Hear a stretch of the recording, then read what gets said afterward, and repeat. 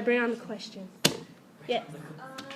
Since this is gonna be your second year, what did you take away from the activities this year, and what did you learn, and what are you gonna change? Okay, so what I've taken away from this year is definitely learning how to work with other people, because I came from secretary sophomore year, and that's more of like a secluded one-person job, and being activities, you have to work with treasurer, you have to work with the rest of the board to kind of make the whole thing work. And I think that it's really helped me with teamwork and collaboration.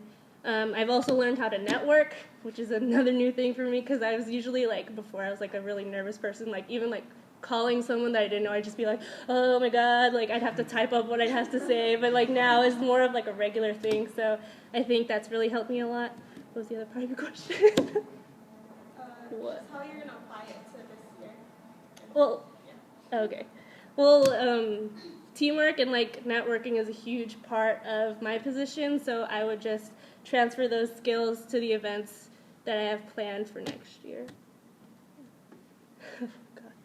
So, Friendship Games is always fun, but it's also really competitive. How do you plan to recruit enthusiastic people who want to bring up our, let's say, reputation at Friendship Games and be successful in the games, winning?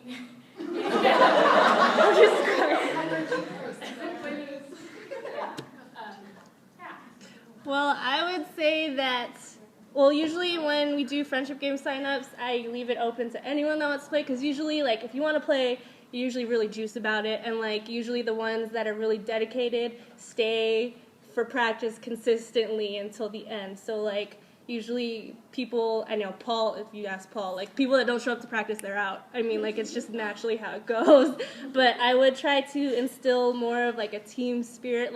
We always have speech, or, not speeches, but, kind of pep talks at the end of each practice, huddles, and make sure, although it's fun to win, I don't want to make it about winning. It's more of the experience itself. So, yeah, that's how I do it.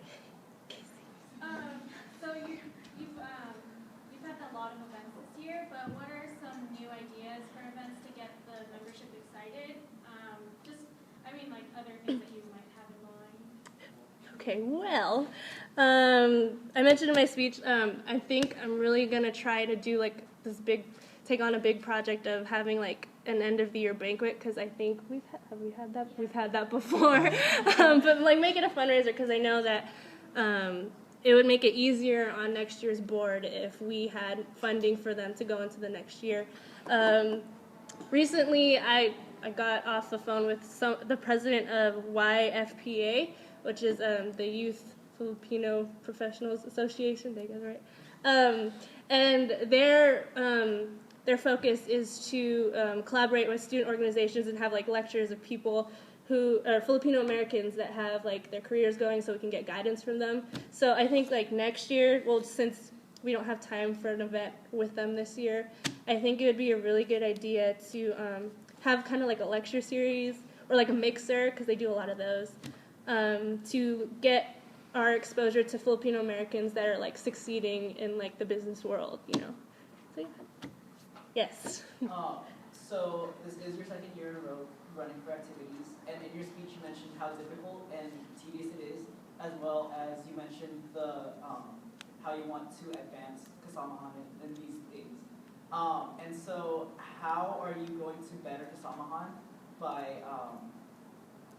it is your second year in a row, so how are you going to, in a sense, train someone to hold the position of activities for the years past, or the years to come?